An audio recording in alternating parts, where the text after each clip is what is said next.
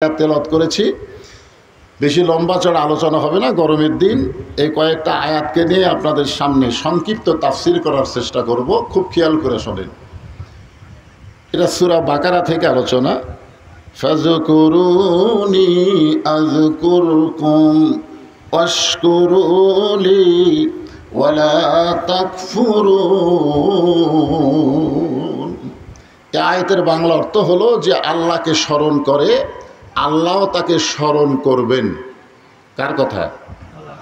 ওয়াশকুরুলি, আল্লাহর শুকুর গুজার করতে হবে। যদি কেউ শুকুর গুজার না করে, আল্লাহ বলেছেন শুকুর গুজার না করলে সে কুফরি করবে। অর্থাৎ ওয়াশকুরুলি ওয়ালা তাকফুরুন, তোমরা শুকুর গুজার করো, তোমরা কুফরি করিও না। এটা হলো আয়াতের শাব্দিক অর্থ। খুব খেয়াল করবেন, শাব্দিক অর্থ আমি আপনাদের সামনে করলাম। এখন আপনাদের কাছে আমার প্রশ্ন হলো, এখানে যে আল্লাহ বললেন যে ফাযকুরুনি, তোমরা আমাকে স্মরণ করো, আমি আল্লাহ তোমাদের স্মরণ করব। তা আল্লাহকে আপনারা স্মরণ করবেন কি দিয়া? এখানে আল্লাহ বলতেছেন ইন্না নাহনু নাযালনা যিকরা ওয়া ইন্না লাহু লাহাফিজুন। আল্লাহকে স্মরণ করার একটা কিতাব আছে, যার নাম কি? জোরে করেন, যার নাম কি? আল কোরআন। আল্লাহ বলেছেন কোরআনকে আমি নাজিল করেছি জিকির হিসাবে, স্মরণ হিসাবে, জিকির হিসাবে নাজিল করেছি কোরআনকে।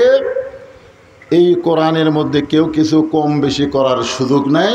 আমি আল্লাহ তাআলাই কোরআন হেফাজতের দায়িত্ব নিজের হাতে রেখে দিয়েছি। জোরে করেন সুবহানাল্লাহ। তাহলে এখন যদি কেউ বলে আল কোরআনের আলো সংসদে জালো, সে কি নিজের ইচ্ছা মতো চলতে পারবে না আল্লাহর কোরআন অনুযায়ী? কথা বলা লাগবে। কি অনুযায়ী? আল্লাহর কোরআন অনুযায়ী। খুব খেয়াল করবেন, যদি কেউ আল্লাহর কোরআনকে গ্রহণ না করে তাহলে সে আল্লাহর সঙ্গে কুফরি করবে। আর আল্লাহর সঙ্গে যারা কুফরি করবে তাদের জন্য আল্লাহর জান্নাত পাওয়া যাবে না।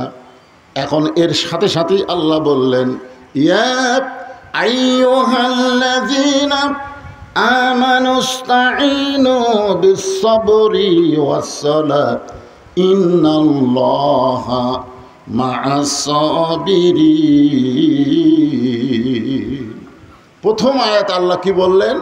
যে আমার জিকির করে আমি আল্লাহ তার জিকির করি। তোমরা নাশুকরি হয়েও না, তোমরা নাশুকরি হলে কুফরি হয়ে যাবে। ঠিক আছে, মাইক ঠিক আছে, তো মাইকা লাগলে তো বলিনি আমি, তো এটা একেবারে নাকের কাছে চলে গেল, বুঝলেন? ঠিকই ছিল, মাইক ঠিকই ছিল।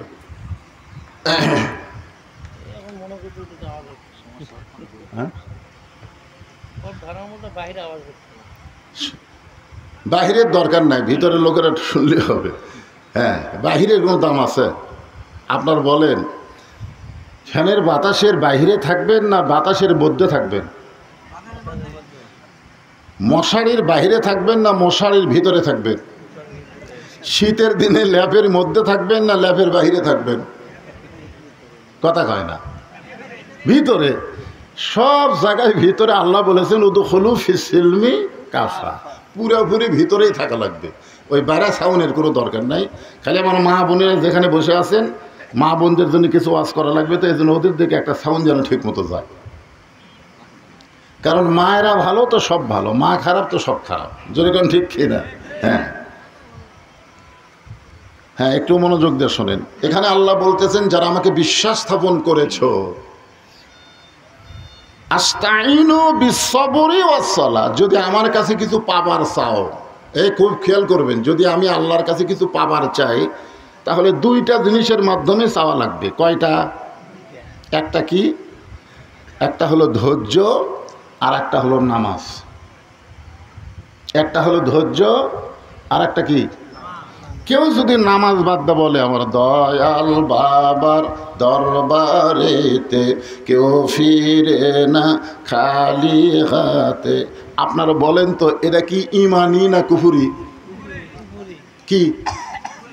কারণ চাইতে হবে কার কাছে? কিসের মাধ্যমে? ধৈর্য আর নামাজ। ধৈর্যের কথা আল্লাহ আগে বললেন, দেখেন বিস-সাবরি ওয়াস-সালাত। পৃথিবীতে যত ইবাদত আছে সব ইবাদতের মধ্যে নামাজের মধ্যে যখন আমরা ঢুকি তখন দেখবেন আমাদের ধৈর্য কম। ঠিক কিনা বলেন? নামাজের মধ্যে আপনারা যখন ঢোকেন খুব কি ধীরে ধীরে নামাজ পড়েন না তাড়াতাড়ি পড়েন? মসজিদের মধ্যে ঢুকলে ঘড়ি বেশি দেখেন না কম দেখেন? বেশি দেখেন না। কি জন্যে? আপনি যখন মসজিদের মধ্যে ঢুকলেন তখন একটা দোয়া পড়ছেন, আপনার মনে আছে? আপনি ডান পায়ে দিয়ে যে একটা দোয়া পড়ছেন, সেই দোয়াটাকে আপনারা বাংলা অর্থ জানেন? এই নামাজি ব্যক্তিরা যারা নামাজ পড়ে না তারা তো বুঝবার পারতেছে না। যারা আপনার মসজিদের মধ্যে ঢোকেন, জুমার দিনও তো ঢোকেন, 5 ওয়াক্ত নয় না ঢোকেন, জুমার দিনে ঢোকেন না, তো ঢোকার সময় যে একটা দোয়া পড়েন, সে দোয়াটা কি? এটা কোন পা দেয়া? ডান পা দেওয়ার সাথে সাথে দোয়াটা জবান খুলে পড়তে হবে, আল্লাহুম্মা আফতাহ লি আবওয়াবা রাহমাতিক। আপনি বিশ্বাস করেন মা সাবাকা মিন হাসানাতিন ফামিনাল্লাহ, আপনি যত বড়ই পাপী হন না কেন মসজিদের মধ্যে যখনই ঢুকবেন তখন আপনি বিশ্বাস করবেন আমি যত বড়ই পাপী হই আল্লাহ আমার ওপর খুশি আছে। সুবহানাল্লাহ কোন না কেন? কারণ মসজিদ কার ঘর? তাহলে আল্লাহর ঘরে কি আপনি ঢুকছেন না আল্লাহ ঢুকাইছে? কারণ দুনিয়াতে এখানে আল্লাহ বলতেছেন দুনিয়াতে কোনো মানুষ যখন ভালো আমল করে সে আমলটা ওই মানুষ করে না, বরং আমি আল্লাহ করাই। তাহলে বলেন তো যত আমল আছে সবচাইতে ভালো আমলের নাম কি? নামাজ। জোরে বলেন নাম কি? আপনি যদি হজ না করেন আপনাকে বেঈমান বলার সাহস কারো নেই। আপনি যদি যাকাত না দেন আপনাকে বেঈমান বলার সাহস কারো নেই। আপনি যদি রোজা না করেন আপনাকে কাফের বলার সুযোগ নাই। কিন্তু আপনি যদি নামাজ না পড়েন, হ্যাঁ, নামাজ না পড়লে 4টা হাদিস আমি বলি, এখানে আলেম ওলামারা আছে, আপনারা শোনেন। 1 নম্বর হাদিস হচ্ছে লা সলাতা লা ইমানা, যার নামাজ নাই তার ইমানই নাই। তাহলে যার ইমান নাই ওই মুসলমান? জোরে কান, যার ইমান নাই ওই মুসলমান? ইমান না থাকলে কি? বেঈমান। জোরে কান, ইমান না থাকলে কি? আচ্ছা গেল একটা হাদিসে, নামাজ যারা পড়ে না তারা বেঈমান হলো। আর একটা হাদিসে বলতেছে মান তারাকা সালাতু মুতাম্মিদান ফাকাদ কাফারা, ইচ্ছা করে একটা ওয়াক্ত নামাজ যারা বাদ দিবে তারা আল্লাহর সঙ্গে কুফরি করবে। তাহলে বোঝা গেল একটা ওয়াক্ত বাদ দিলে আল্লাহর সঙ্গে কুফরি হয়ে যায়। তারপর আরেকটা হাদিসে বলা হয়েছে, বুখারী মুসলিমের হাদিসে, বাইনাল আবদি ওয়াল কুফরি তরকুস সালাত, বান্দা আর কাফেরের মধ্যে পৃথক করার জিনিসটার নামই হলো নামাজ। যারা নামাজ পড়বে তারা আল্লাহর বান্দা, যারা পড়বে না তারা হলো কাফের। এ নামাজ কয় ওয়াক্ত? জোরে বলেন কয় ওয়াক্ত? আমি যে এতক্ষণ নামাজের কথা বললাম এটা কি জুম্মার নামাজের ওয়াজ করলাম? এটা কোন নামাজ? 5 ওয়াক্ত নামাজ। আজকে এই কঠিন গরমের ভিতরে যারা বসে ওয়াজ শুনতেছেন, আপনাদের মধ্যে কোনো ব্যক্তি যদি এশার নামাজ না পড়ে ওয়াজ শোনে, মনে করেন এশার নামাজ এখনো পড়েনি কিন্তু ওয়াজ শুনতেছে, ওই ব্যক্তির সারা জীবনের ওয়াজ যদি এক পাল্লায় দেওয়া হয় আর এক পাল্লায় যদি এশার নামাজ তুলে দেওয়া হয়, সমস্ত ওয়াজের চাইতে এশার নামাজের ওজন বেশি হবে। ধরে কোনো কথা ঠিক কি না? আল্লাহ কেন বললেন বিসসবরি ওয়াস সালাত? ধৈর্য আর নামাজ, এই দুইটার বিনিময়ে আল্লাহর কাছে চাইতে হবে। আমি শাব্দিক অর্থ করতেছি, ব্যাখ্যা একটু পরে। এরপরে আয়াতে আল্লাহ বললেন ওয়ালা তাকুলু লিমান ইউকতালু ফি সাবিলিল্লাহি আমওয়াতুন বাল আহইয়াউ ওয়ালাকিন লা তাশউরুন। আপনারা বলেন তো প্রথম আয়াত কি বললাম? ফাযকুরুনি আযকুরুকুম ওয়াশকুরুলি ওয়ালা তাকফুরুন। দ্বিতীয় আয়াতে কি বললাম? ইয়া আইয়ুহাল্লাযীনা আমানু ইসতাঈনু বিস-সাবরি ওয়াস-সালাহ ইন্নাল্লাহা মা'আস-সাবিরিন। দেখেন তো আয়াতে মিল আছে কিনা? এরপরে আল্লাহ বলতেছেন ওয়ালা তাকুলু লিমান ইউকতালু ফি সাবিলিল্লাহি আমওয়াতুন বাল আহইয়াউ ওয়ালাকিন লা তাশউরুন। আমি যখন এই কোরআনের আয়াতের তাফসীর পড়ি তখন দেখি কে রে, এক আয়াতের সাথে আর এক আয়াতের গল্পের তো মিল নেই। তো আল্লাহ মিল ছাড়া একই সূরার মধ্যে কিভাবে আমাদের শিক্ষা দিচ্ছে? এই শিক্ষাটা আজকে আমাদের এখান থেকে নিয়ে যাওয়া লাগবে। রাজি আছেন? আল্লাহ এখানে এই আয়াতের অর্থ হলো, আল্লাহ রাস্তায় যাদেরকে হত্যা করা হয় তোমরা তাদেরকে মৃত্যু বলো না, আমি আল্লাহ বলতেছি তারা জীবিত। একটা উদাহরণ দেই, লোকটার নাম হলো মীর কাসেম আলী। নাম কি? মীর কাসেম আলী লোকটার নাম। উকিল এসে বলতেছে যে স্যার আজকে রাত 12টায় আপনার ফাঁসি হবে, আজকে রাত 12টায় আপনার ফাঁসি হবে। তো মীর কাসেম আলী এই ফাঁসির কথা শুনে বলতেছে আলহামদুলিল্লাহ। আপনার বলেন তো, কোনো মানুষের মৃত্যুর কথা শুনলে, ফাঁসির কথা শুনলে আলহামদুলিল্লাহ না ইন্নালিল্লাহ? কথা কয় না, ইন্নালিল্লাহ না। তো এটা কি ইন্নালিল্লাহ কখন? এই যে আমি তো আয়াতটা পড়ছি, যে আসাবাতুহুম মুসিবা ইন্নালিল্লাহি ওয়া ইন্না ইলাইহি রাজিউন। তাহলে এই যে রাত 12টার সময় ফাঁসি হবে, এটা কি খুশির খবর না কষ্টের খবর? জোরে বলেন না কেন ভাই? তাফসীর শুনবার আছেন গরমের দিনে, একটু হু হা করেন। তারপরে মীর কাসেম আলী কি বলতেছে? আলহামদুলিল্লাহ। বলতেছে উকিল, রাত 12টায় তো আমার ফাঁসি হবে, আমার কাছে তো ঘড়ি নাই, এখন কয়টা বাজে? তো বলতেছে স্যার এখন বাজে রাত 9:30। বলতেছে আলহামদুলিল্লাহ, এখনো 2.5 ঘন্টা সময় আছে, এখনো 2.5 ঘন্টা সময় আছে, আলহামদুলিল্লাহ। তো 2.5 ঘন্টা খামাখা বসে থাকা লাভ কি? আমি 2 ঘন্টা ঘুম পাড়ি। কয় ঘন্টা? 2 ঘন্টা ঘুম পাড়ি। যদি ঘুমোর থেকে চেতন না পাই, তাহলে উকিল তুমি আসে কিন্তু আমাকে ডাক দিবা, কারণ 12টার সময় ফাঁসি হবে, অন্তত 8 ঘন্টা আগে আমাকে ঘুম থেকে ডাক দিবা। উকিল চোখের পানি বের করে কান দেওয়ার বলি, মানুষ না পাগল? যার রাত 12টার সময় ফাঁসি হবে সেই লোকটা বলতেছে অযথা বসে থাকা লাভ কি, 2 ঘন্টা ঘুম পাড়ি। উকিল মনে করতেছে ফাঁসির চিন্তায় লোকটা পাগল হয়ে গেছে, রাগ করে উকিল বের হয়ে গেছে। উকিলের নাম হলো তাজুল ইসলাম। উকিল রাগ করে বের হয়ে গেছে। যখনই রাত 11:30 বাজছে তখন চলে আইছে, দেখি তো কি করতেছে পাগলা। আসে দেখে মীর কাসেম আলী নাক ডাকে ঘুম পাড়তিছে। হায় হায় রে, আর 8 ঘন্টা পর তার ফাঁসি হবি, তাই এইভাবে ঘুম পাড়তিছে। মায়ে ঝাঁকি মারছে, ঘুম থেকে চেতন পাইছে। চেতন পাওয়ার পরে মীর কাসেম আলী বলতেছে উকিল ভাই রাত কি 12টা বাজে গেছে নাকি? বলে না স্যার এখনো 8 ঘন্টা দেরি আছে। কয় আলহামদুলিল্লাহ। এখন পর্যন্ত ইন্নালিল্লাহ কয়নি, এখন পর্যন্ত কি আলহামদুলিল্লাহ। আরও 8 ঘন্টা দেরি আছে, আলহামদুলিল্লাহ। ওযু করে এসে 2 রাকাত সালাতুশ শুকুর, সালাতুশ শুকুর সুবহানাল্লাহ বলেন। রাত 12টায় ফাঁসি হবে, সালাতুশ শুকুর, শুকুর ওয়াশকুরুলি ওয়ালা তাকফুরুন, তোমরা শুকুর গুজারি হও, তোমরা কুফরি করিও না। যার রাত 12টায় ফাঁসি হবে আর 8 ঘন্টা পর সালাতুশ শুকুর 2 রাকাত নামাজ পড়ে পবিত্র কোরআন থেকে সূরা মুলক আর সূরা মুজাম্মিল, এই কোরআনের মধ্যে একটা সূরা আছে, নাম কি? মুলক। জোরে বলেন নাম কি? তাবারাকাল্লাযী বিয়াদিহিল মুলকু ওয়া হুয়া আলা কুল্লি শাইইন কাদির আল্লাযী খালাকাল মাউতা ওয়াল হায়াতা লিয়াবলুয়াকুম আইয়ুকুম আহসানু আমালান ওয়া হুয়াল আজিজুল গফুর। আল্লাহ বলতেছেন তোমাদের মৃত্যু আর হায়াতকে আমি আল্লাহ সৃষ্টি করেছি পরীক্ষা করার জন্যে, আর পরীক্ষার বিষয়টা হলো সুন্দর আমল। জোরে বলেন কি আমল? এই সুন্দর আমল কি?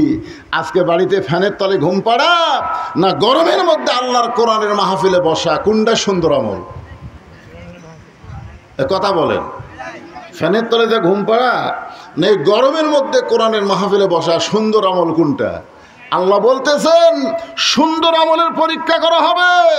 আজকে এই কঠিন গরমকে অপেক্ষা করে, ফ্যানের বাতাসকে অপেক্ষা করে, শরীর ঘনমুক্ত করে কোরআনের মাহফিলে যারা বসেছ, তোমাদের এই আমলটাকে আমি সুন্দর আমল গ্রহণ করে পরীক্ষায় তোমাদেরকে গোল্ডেন A+ দিয়ে দিলাম। জোরে বলেন সুবহানাল্লাহ। আল্লাহ পারে কি পারে না? আল্লাহ কি মনে করতেছেন নামাজ দিয়া, রোজা দিয়া, হজ দিয়া, যাকাত দিয়া জান্নাত জামরে? এরকম সাহস কারো আছে? আল্লাহ বলেছেন ওয়াবতাগু ইলাইহি ওয়াসিলা, তোমার ওসিলা অন্বেষণ করো, যে কোনো একটা ওসিলাই আমি আল্লাহ তোমাদেরকে জান্নাত দিয়ে দিব। জোরে কান সুবহানাল্লাহ। হতে পারে আজকের এই মাহফিল আমাদের জান্নাত পাওয়ার ওসিলা। জোরে কান ঠিক কি না? কোরআন থেকে সূরা মুলক আর মুজাম্মিল তেলাওয়াত করে মীর কাসিম আলী কন্ডম সেলের মধ্যে যে কয়টা কাপড় ছিল তার মধ্যে সবচাইতে ভালো কাপড় যেটা, সেটা গায়ে দিয়া মাথার চুল হাসরায় বলতেছে, মাইকের সাউন্ড হঠাৎ এরকম হয়ে গেল কেন? চুল হাসরায় বলতেছে, ভাই উকিল আমাকে কেমন লাগতেছে? পাঞ্জাবি গাওয়ার দিয়া চিরুনো দিয়া চুল হাসরায় বলতেছে, ভাইজান আমার কেমন লাগতেছে? উকিল কান দেওয়ার বলে, স্যার আপনি কি শ্বশুর বাড়ি যাবেন? আপনার চাল চলন দেখে তো আমার মাথা ঠিক নেই। 2.5 ঘন্টার মধ্যে আপনি 2 ঘন্টা ঘুম পারলেন, 8 ঘন্টার সময় আছে, আপনি নামাজ পড়লেন, কোরআন তেলাওয়াত করলেন, ঠিক আছে আলহামদুলিল্লাহ। কিন্তু এরপরে সুন্দর পাঞ্জাবি গাওয়ার দিয়ে মাথার চুল হাসড়ায় আপনি বলতেছেন আমার কেমন লাগতেছে? আপনি কি শ্বশুর বাড়ি যাবেন? সঙ্গে সঙ্গে মীর কাসিম আলী মুচকে হাসি দেওয়ার, উকিল ফাঁসি হবে আমার, আর তুমি কেন কাঁদতেছ? ফাঁসি হবে আমার আর তুমি কেন কাঁদতেছ? আল্লাহর কোরআনকে যারা বিশ্বাস করে তারা অবশ্যই জানে অন্যায়ভাবে যাদেরকে হত্যা করা হয়, অন্যায়ভাবে যাদেরকে ফাঁসি দেওয়া হয়, তারা মৃত্যুবরণ করে না, বরং তারা হাসতে হাসতে আল্লাহর জান্নাতে চলে যায়। লিল্লাহে তাকবীর। আপনারা বলেন তো আবু সাইদ কি মরিছে? আজকে অনেকে এই 5ই আগস্টের কথা ভুলে যাচ্ছে, জুলাইয়ের আন্দোলনের কথা ভুলে যাচ্ছে। যে বিএনপি যত বড়ই দল হোক, তাদের নেত্রীকে ঘরের দরজার সামনে বালু ট্রাক দিয়ে রাখছিল। জোরে কোন কথা ঠিক কিনা? 7টা বালু ট্রাক দিয়ে রাখছে। সেই বালু ট্রাক লড়ানোর মতন কোনো কর্মী পাওয়া যায়নি। আর এখন একজন দুদু কয় মুতে ভেসে দেবো, মুতে বলে ভেসে দিবে।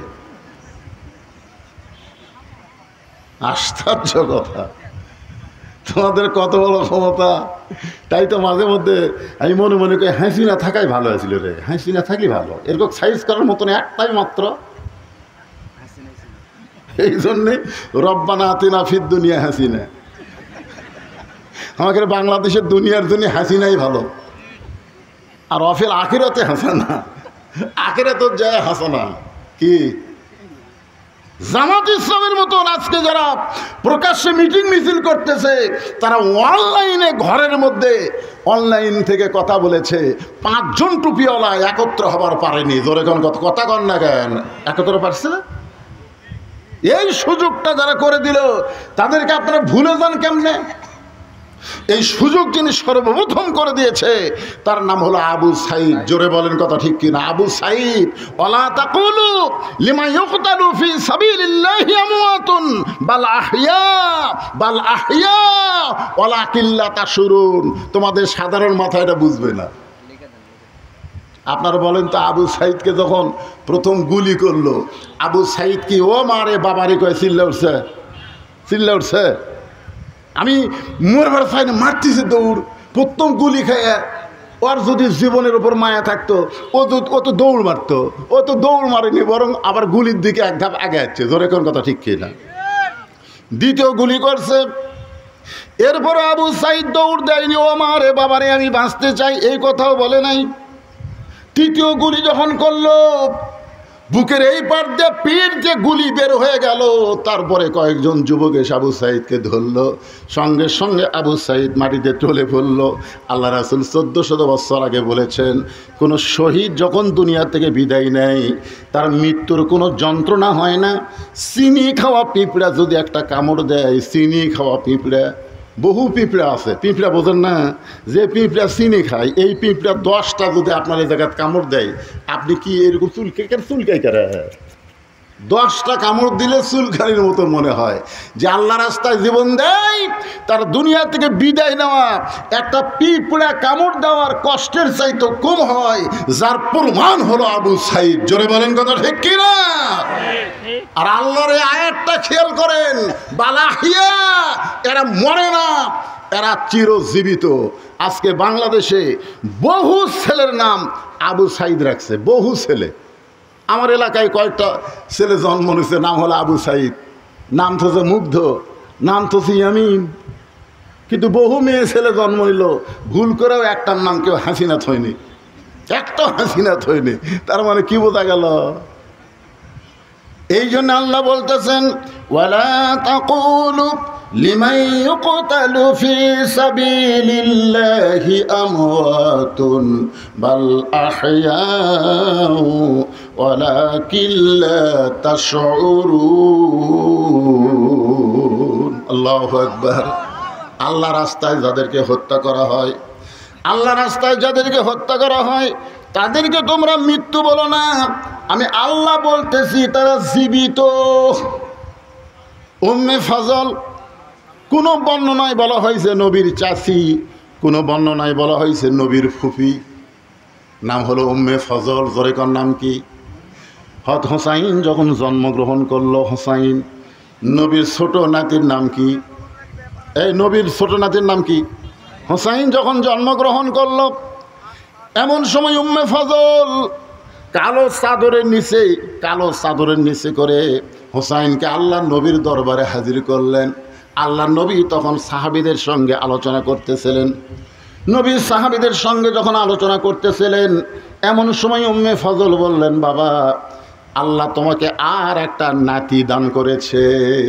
সঙ্গে সঙ্গে নবীর চোখ দিয়ে দর দর করে পানি পড়তেছে। আচ্ছা, আল্লাহ নবীকে আর একটা কি দিছে? নাতি। নাতির কথা শুনে নবীর চোখ দিয়ে দর দর করে পানি পড়তেছে। সাহাবীরা নবীর কান্না দেখে মনে মনে চিন্তা করে, আগে একটা নাতি হয়েছে, নাম হলো হাসান। নবী হয়তো মনে মনে চাইছিল ফাতিমার পেট থেকে আর একটা আসবে, সেটা হবে নাতনি। আগে একটা নাতি হয়েছে, এবার আবার একটা কি কি কি কি ও আদের কোনো স্লিপ টিলিপ দিলেন নাকি বাবা? ও আচ্ছা আচ্ছা আচ্ছা, ঠিক আছে। আমি মনে করছি আবার এখনও ওয়াজ পাল্টান লাগবে নাকি? আপনি কি এলাকার শেষ ওয়াজ?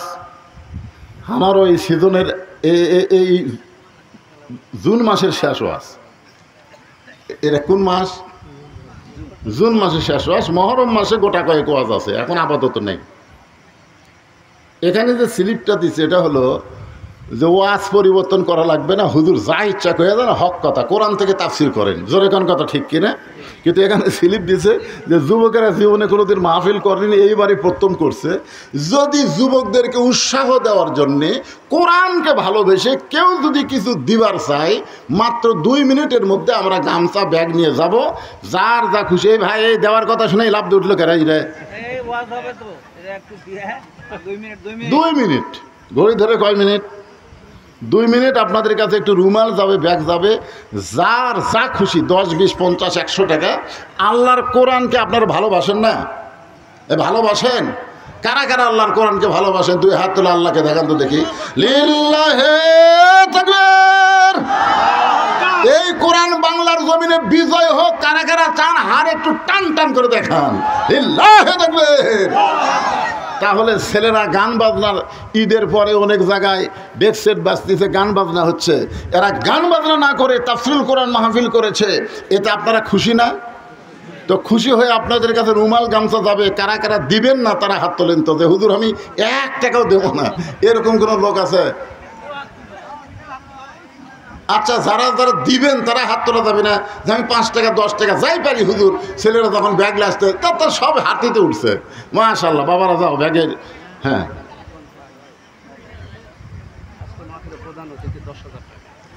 লিল্লাহে তাকবীর। আজকের মাহফিলের সম্মানিত প্রধান অতিথি আসতে পারে নাই, কিন্তু উনি নগদে 10,000 টাকা দান করেছে। আল্লাহ ওনার দানকে কবুল করুক। জোরে কোন আমিন। আরও তো অনেক অতিথি আছে, সম্মানিত অতিথি।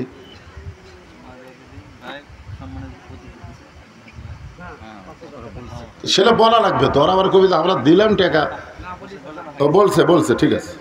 আচ্ছা হ্যাঁ, আপনারা একটু জিকির করেন ভাই, জিকির ওটা বসার দরকার না, জিকির করে আমি খুব লম্বা ওয়াজ করবো না, এই যে কয়টা আয়াতের একটু তাফসীর করে আপনাদের কাছে বিদায় নেব, একটু জিকির করেন লা ইলাহা ইল্লাল্লাহ।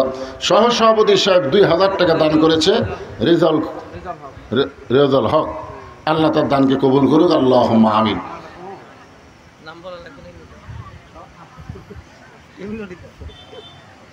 হ্যাঁ দেন 2 মিনিট, এই ছেলেরা 2 মিনিটের মধ্যে কাম সারা লাগবে। জি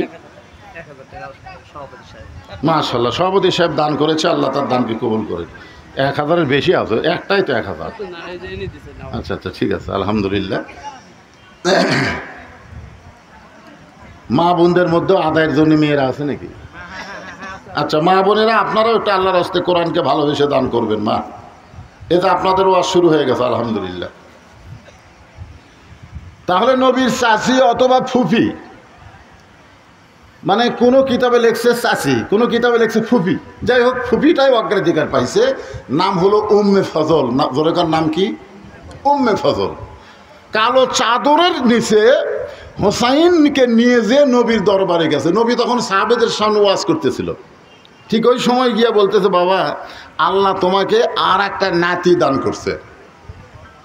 যেই বলছে আল্লাহ তোমাকে আর একটা নাতি দান করছে, সঙ্গে সঙ্গে নবীর চোখ দিয়ে দর করে পানি পড়তেছে।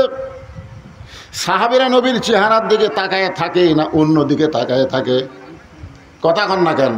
আপনারা তো বক্তার দিকে তাকায় থাকেন না, অন্য সাইড মারেন, কিন্তু নবী যখন আলোচনা করে আপনারা বলেন তো সাহাবীরা কি নবীর দিকে তাকায় থাকে না অন্য দিকে তাকায়? আল্লাহ রাসূল দেখলেন আসরের নামাজের পরে একজন সাহাবী পিছনে দাঁড়ায় আছে, রাসূল বললেন এজলেস ইয়া সাহাবী, বসো। তুমি দাঁড়াইছো কেন? সবাই বসে আছে, তুমি দাঁড়াইছো কেন? ওই সাহাবী বলতেছি, ইয়া রাসূলুল্লাহ আমি হলাম একজন রাখাল, হযরত বেলাল যখন নামাজের আজান দিল, ওই আজান শোনার সঙ্গে সঙ্গে আমি উট দুম্বা চড়ানো বাদ দিয়ে আপনার পিছনে নামাজ পড়ার জন্য দৌড় শুরু করলাম। এত দূরে আমি ছিলাম যে দূরে থেকে আস্তে আস্তে দেখে মসজিদ ভরে গেছে, মসজিদের বারান্দাও পর্যন্ত ভরে গেছে, একেবারে শেষ কাতারে দাঁড়ায়া আপনার পিছনে আমি নামাজ আদায় করলাম। হুজুর আপনার পিছনে নামাজ আদায় করে আপনি যখন আসরের নামাজের পরে কিছু বয়ান করতেছেন, নবী 2 ওয়াক্ত নামাজের পরে কিছু কথা বলে, একটা হলো ফজর, একটা হলো আসর। তো আপনি যখন আসরের নামাজের পরে কিছু কথা বলতেছিলেন, ওই সময় আপনার কথা আমি দূর থেকে শুনবার পাই। সুবহানাল্লাহ বলেন। নবীর কিন্তু মাইক লাগে নাই, লক্ষাধিক সাহাবীর সামনে আল্লাহ নবী বিদায় হজের খুতবা দিয়েছেন।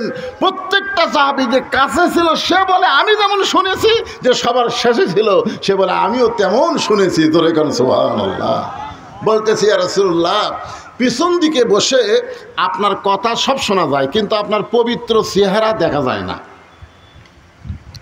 আপনার পবিত্র চেহারা না দেখলে আমার কলিজার মধ্যে কোনো শান্তি নাই। হুজুর এই কারণেই আমি একজন রাখাল, আমি পিছনে দাঁড়ায়া আপনার পবিত্র চেহারা দেখতেছি আর আপনার জবানে কথা শুনতেছি। সঙ্গে সঙ্গে আল্লাহ নবী বললেন, সাহাবীরা রাস্তা ফাঁক করে দাও। রাস্তা কি করে দাও? তোমরা একটু নড়ে সরে রাস্তা ফাঁক করে দাও। প্রত্যেকটা সাহাবী নড়ে সরে রাস্তা ফাঁক করে দিলেন। সাহাবীরা মনে চিন্তা করতেছে হয়তো নবী বলবেন, এই রাখালেই অত দূর থেকে আমাকে কি দেখবা, আমার কাছে আসো, কাছে এসে আমাকে ভালো করে দেখো। এই জন্যই হয়তো নবী বলতেছেন তোমরা মাঝখানে রাস্তা করে দাও। কিন্তু উল্টা হয়ে গেল। নবী উঠে দাঁড়ালেন, দাঁড়ায় ওই মাঝখান দিয়ে ওই রাখাল সাহাবীর কাছে আল্লাহর নবী যাচ্ছেন। সুবহানাল্লাহ বলেন। বিশ্ব নেতা রাখালকে তার কাছে ডাকে নাই, বরং তিনি রাখালের কাছে যাচ্ছেন।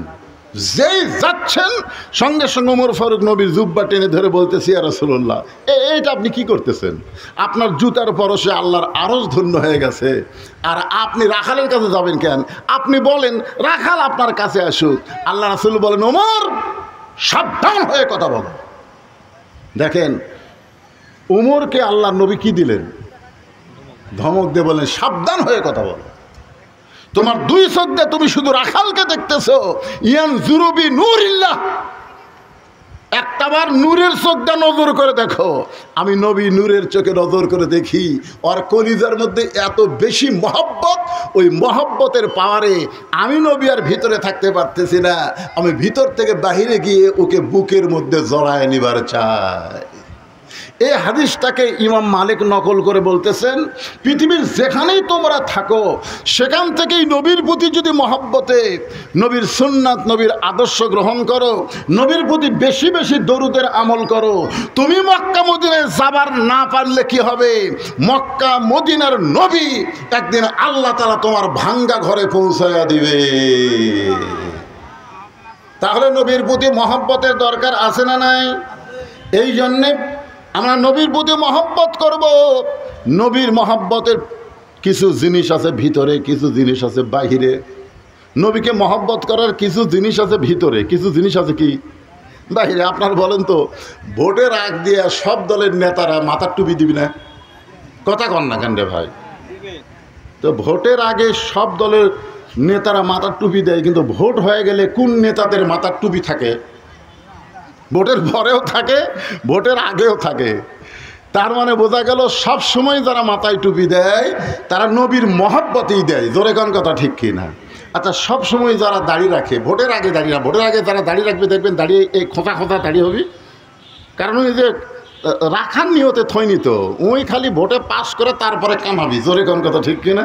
দাঁড়িয়ে থুইয়া দিছে, যে ভোট হয়ে গেছে ওর দাঁড়িয়ে আর নাই। আপনারা বলেন এটা কি নবীর মহব্বত? অনেকে আমাকে বলছে, হুজুর মাথায় যদি টুপি না থাকে, মুখে যদি দাড়ি না থাকে, সেই ব্যক্তিকে নবীরে মহব্বত করে না। হুজুর আপনি কি উল্টা ওয়াজ করেন? মহব্বত হলো ভিতরের জিনিস। আমি তাকে বোঝানোর জন্য বললাম, একটা বোতলের ভিতরে মধু আছে, একটা বোতলের ভিতরে মধু আছে। জোরে কোন কি আছে? কিন্তু বাহিরে লাল কালি দিয়ে একটা লেবেল দিয়েছে 20, লাল কালি দিয়ে কাগজে ইনকা লেখা দিয়েছে 20, কিন্তু বোতলের মধ্যে কি আছে? মধু আছে। এখন বাহিরের এই সাইনবোর্ড দেখে কেউ মধু মনে করে মুখত দিবি, কি বলবি? ওরে বাবারে 20 রে, ওর ভিতর যে মধু আছে, কোন পাগলে 20 দেখার পরে ওটাকে মধু মনে করে গ্রহণ করবে? আজকে যাদের বাহিরে নবীর সুন্নত নাই, ওদের ভিতরেও কোনোদিন নবীর সুন্নত থাকতে পারে না। জোরে কোনো কথা ঠিক কি না? নবীকে যদি মহব্বত করেন, একটু মনোযোগ দিয়ে শোনেন। প্রত্যেকটা সাহাবী নবীর চেহারার দিকে তাকায় আছে, নবীর চোখ দিয়ে দর দর করে পানি পড়তেছে। নবীর চোখের পানি পড়া দেখে সাহাবীরা মনে মনে মনে মনে, অনেকের মনে মনে মিন শারিল ওয়াসওয়াসিল খান্নাস, মনের মধ্যে একটা শয়তান আছে না নাই? এ সগলিরে আছে, খালি নবীর নাই। জোরে কান কার নাই? এ কথা কন না কেন, কার নাই? আল্লাহর নবীর কাছে শয়তান নাই, এছাড়া সবার কাছেই শয়তান আছে। মিন শারিল ওয়াসওয়াসিল খান্নাস, এ আয়াতে তাফসীর পড়ে দেখবেন।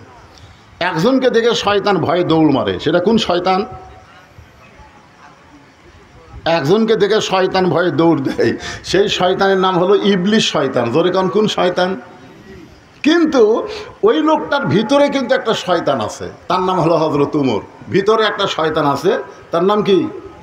কারণ উমর ফারুক মসজিদের মেম্বরে বসে নিজের গালে নিজে চড় মারতেছেন, ডান গালে ডান হাতে, বাম গালে বাম হাতে চড় মারতেছেন। ওসমান গনি বলি, আমির আল মুমিনিন আপনি কি পাগল হয়ে গেলেন? নিজের গালে নিজে চড় মারতেছেন।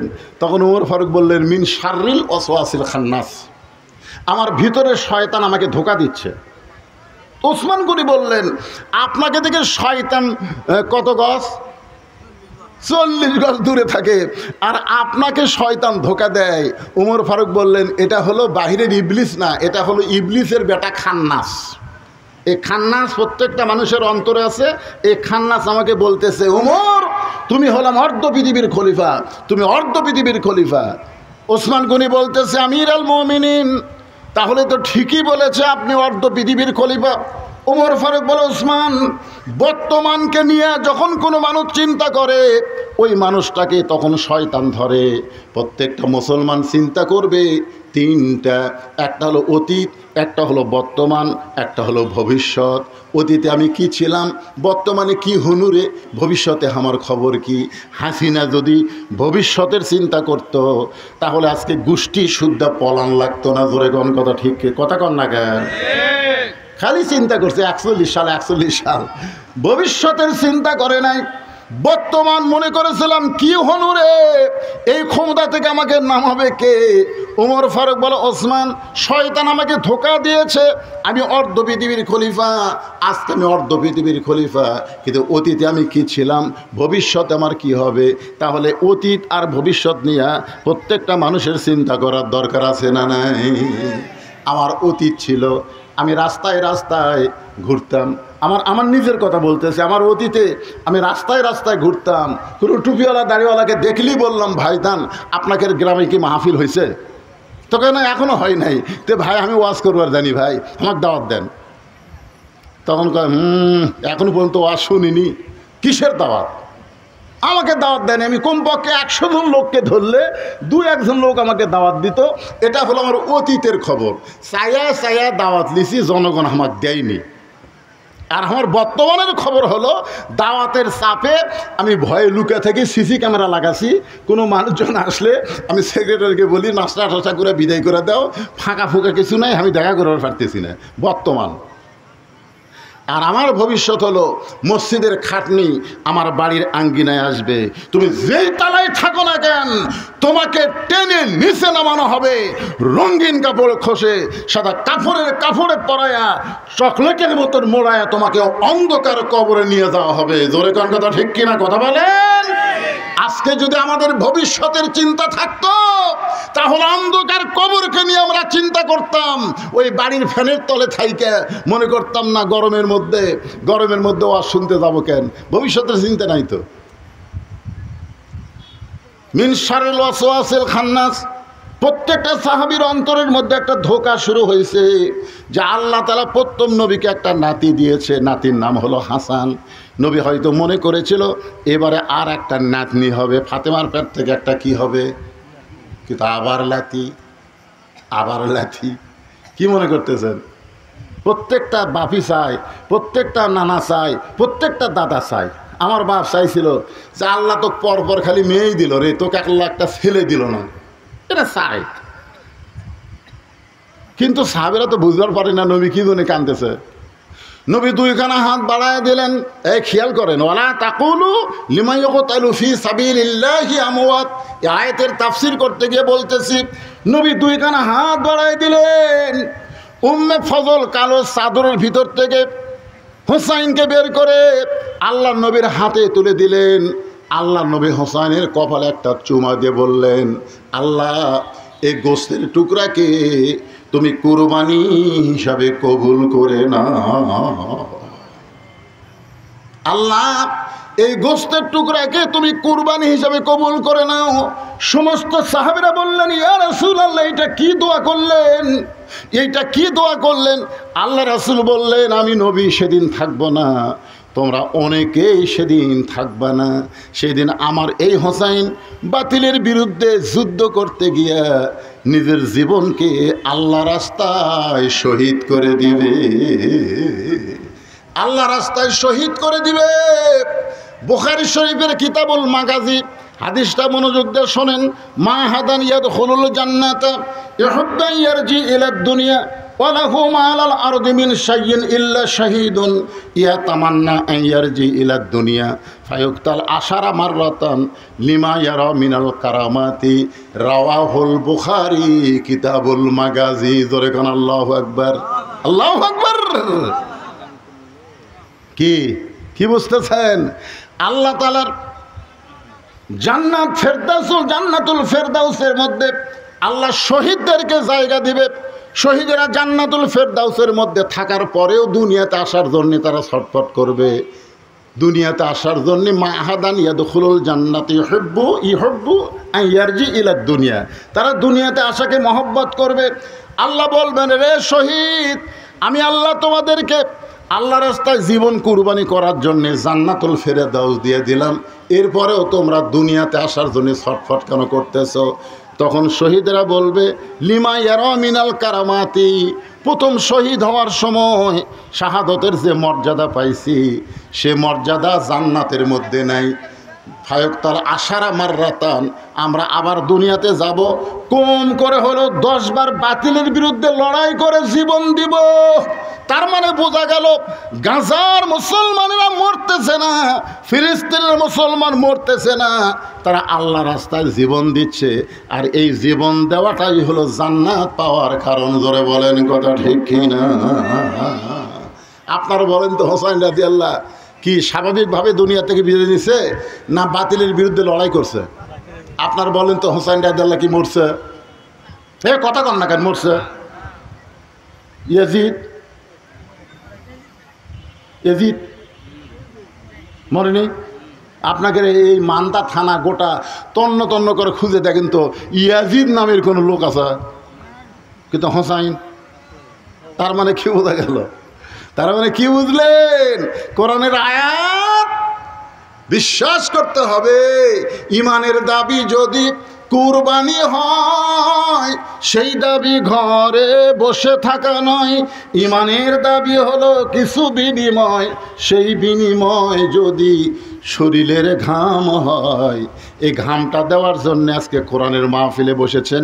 একটু মহব্বত করে কথাগুলো শুনবেন। আল্লাহ বলতেছেন, ওয়ালা নাবলুওয়ান্নাকুম বিশাইইম মিনাল খাউফি ওয়াল জুই ওয়ানাকসিম মিনাল আমওয়ালি ওয়াল আনফুসি ওয়াস সামারাতি ওয়াবাশশিরিস সাবিরিন।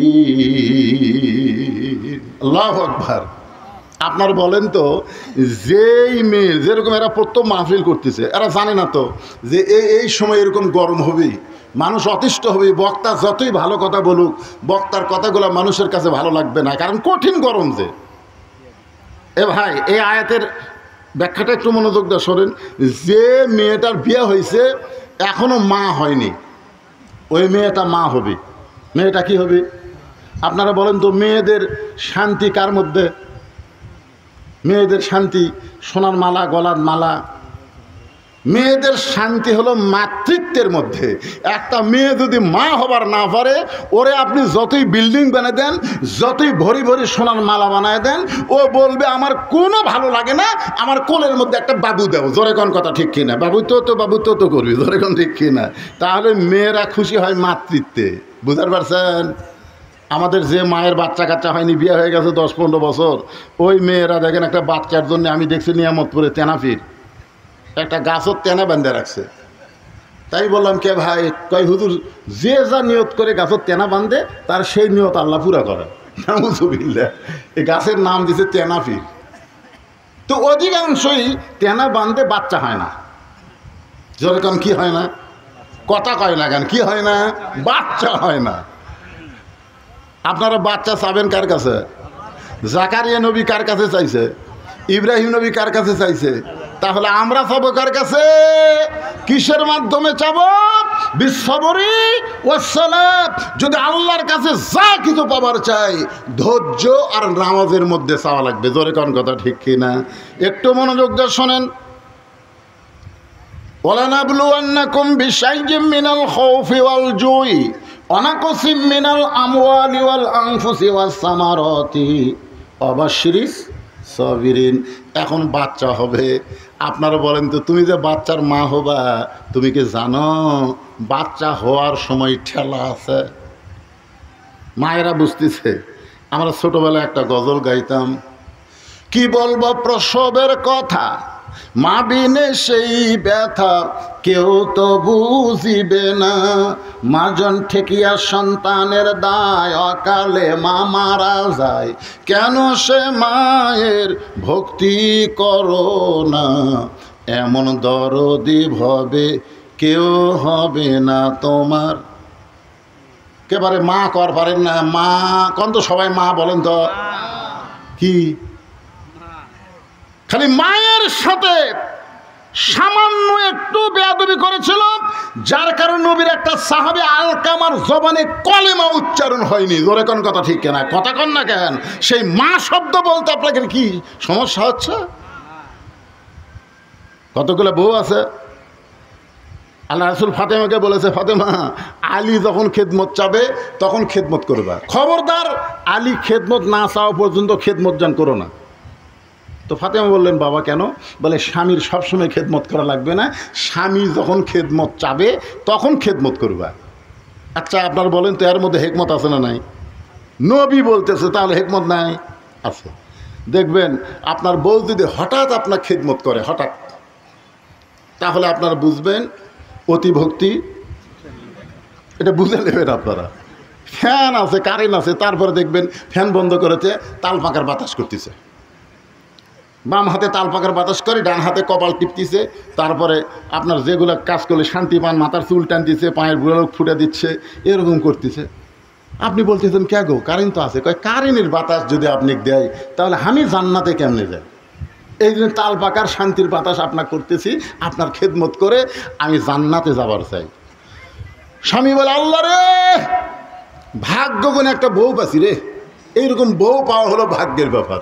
এই কথা যেই স্বামী কইছে, বউ কান্না শুরু করছে।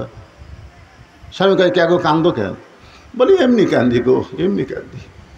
স্বামী বলতেছে, কী জন্যে কান্দো বলো, লক্ষ্মীটি বলো, কী জন্যে কান্দো? কয়, না আপনাকে বলে লাভ নাই তো, আপনাকে বলে লাভ আছে, তাই কয় আর ভাঙা গায়ে। স্বামী কয়, কে রে, বউ কান্দে, আমাকে বলে লাভ নাই, জোর গাই বলো, কী জন্যে কান্দো বলো। শোনেন, আমি যে জন্য কাঁদতেছি, আমি যদি কান্দার কথা বলি, আপনি কি আমল করবেন? আপনি যদি আমল করেন তাহলে আমি বলবো। তো স্বামী বলতেছে, ঠিক আছে তুমি বলো, কী জন্য কাঁদতেছো, আমি আমল করব। বলতেছে, আমার কান্দার কারণ হলো তোমার বুড়ি মা আর তোমার বুড়া বাপ সব সময় আমার কলজাতে আগুন জ্বলে দিছে। তুমি যখন বাড়ির বাইরে যাও, এই দুই বুড়া বুড়ি আমার সাথে এমনভাবে খারাপ ব্যবহার করে, আমার কলজাতে আগুন লাগে গেছে। এই বুড়া বুড়ির সাথে যদি তুমি থাকতে চাও, তাহলে আমাকে বাপের বাড়ি পেড়ে দাও। আর আমাকে নিয়ে যদি জান্নাতের সংসার করবার চাও, তাহলে তোমার বাপ মাও বাদ দেওয়া লাগবে। অমা আলাইনা ইল্লাল বালাগ। আমার যা দায়িত্ব ছিল, আমার যা ওয়াজ ছিল, আমি সব ওয়াজ শেষ করছি। এখন তুমি কি আমল করবা কও। এখন স্বামী যদি বোকা হয়, স্বামী যদি ভেড়া মার্কা স্বামী হয়, ভেড়া মার্কা স্বামী বোঝেন না, বউ যা কয় তাই। স্বামী যদি বোকা হয়, তাহলে বাপ মাকে বাদ দিয়া বউ নিয়ে ভিন্ন সংসার করবে। আর স্বামী যদি চালাক হয়, আল্লাহর কোরআন সামনে এসে বলবে, লিয়াবলুয়াকুম আইয়ুকুম আহসানু আমালা ওয়া কাযা রাব্বুকা আল্লা তা'বুদু ইল্লা ইয়্যাহু ওয়া বিল ওয়ালিদাইনি ইহসানা। আল্লাহু আকবার। স্বামী কি আল্লাহর কোরআন সামনে নিয়ে বলতেছে, লিয়াবলুয়াকুম আইয়ুকুম আহসানু আমালা। এই সময় আমার সবচেয়ে সুন্দর আমল হলো, বউ মরে গেলে বউ পাওয়া যাবে, বউ ছাড়া দিলেও বউ পাওয়া যাবে, কিন্তু বাপ মা যদি মরে, বাপ মা তো পাওয়া যাবে না। তাহলে যেটা মরলে পাওয়া যায়, যেটা ছাড়া দিলে পাওয়া যায়, সেটার কথা শুনে আমি আমার বাপ মায়ের থেকে ভিন্ন হম, লাভ দেওয়াটা বলো, বউ বলতেছ আমা আলাইনা ইল্লাল বালাগ, ওঠ, তোর ব্যাগপত্র যা আছে সব গোছালে, সব গোছালে, 3 তালাকের গাড়ির চড়ে তোর বাপের বাড়ির যা। কয় তালাকের গাড়ি? 3 তালাকের গাড়ির চড়ে বাপের বাড়ির যা। তুই বউ মরলে সকালে বিকালে বিয়ে করে পারবো, তোকে ছাড়া দিলেও বইয়ের অভাব নাই রে। আর তোর কথা শুনে আমার কলিজার টুকরা বাপ মাকে আমি অপর করতে পারি না। দরকার হলে আর একটা বিয়ে করবো, কিন্তু বাপ মাকে আমি ছাড়বো। বউ দৌড়াচ্ছে, পাও ধরে বলতেছে, তোমাকে পরীক্ষা করলাম গো, তুমি আসলে আল্লাহর ওলি গো। কি বলেন, এরকম মেয়ে আছে না নাই? জোরে গান আছে না নাই? আমার মা বোনেরা যারা পর্দার অন্তরে আছেন, শোনেন, যারা প্রকৃত মা হবে, তারা এই কি বলবো, প্রসবের কথা, মা বিনে সেই ব্যথা কেউ তো বুঝিবে না। মাজন ঠেকিয়া সন্তানের দায়, অকালে মা মারা যায়। এটা আমি নিজে বুঝতেছি, আমি নিজে বুঝতেছি ভাই। আমাকে আল্লাহ 3টা মেয়ে দিছে। প্রথম মেয়ের 3 বছর পরে দ্বিতীয় মেয়ে হচ্ছে, আর দ্বিতীয় মেয়ের পরে আমি চিন্তা করছিলাম আর বাচ্চা কাচ্চার দরকার নাই, পরপর খালি মেয়েই হচ্ছে। তখন 15 বছর পরে আমার বাপ মায়ের কথা মতো আমি আবার চান্স নিলাম। ওই মেয়েটা আমার বাড়ি আলি ভয় খেলো 15 বছর পরে। চিন্তা করতেছে 15 বছর পরে নর্মালে বাচ্চা, ভয় খেলো। আমাকে বলতেছে, দেখেন এত বছর পরে বাচ্চা, এটা নয় সিজার করা হোক। তা আমি কী কর্ম কন, বইয়ের ওপর দয়া আছে, টাকা পয়সাও আছে, আমি সিজার করলাম, সিজার করার পরে আমার 2 মেয়েকে আমি যা বলি তাই শোনে, কিন্তু এই সিজার করারটা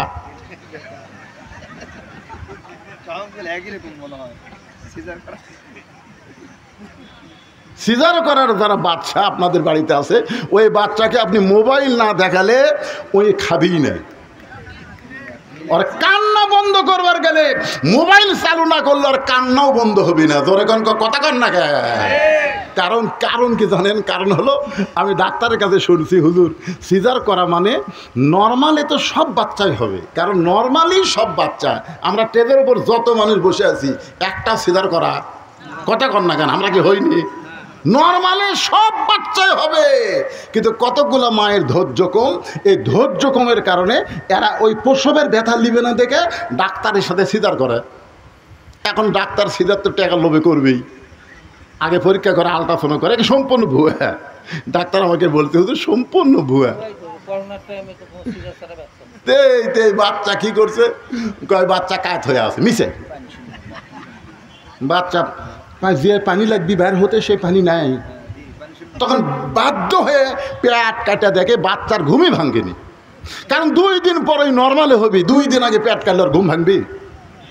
বাচ্চা ঘুমের মধ্যে আছে, তখন ওই পেটের মধ্যে বার করে আর ঘুম ভাঙানোর জন্য এরকম পাও ধরে এরকম একটা ঘুরেন দেয়, বুঝলেন? এই যেই ঘুরেন দেয়, এই ঘুরানে মাথাতে একটা ঝাঁকি খায়, করে কান্দা ওঠে। এই যে মাথাতে একটা ঝাঁকি খায়, বুঝলেন?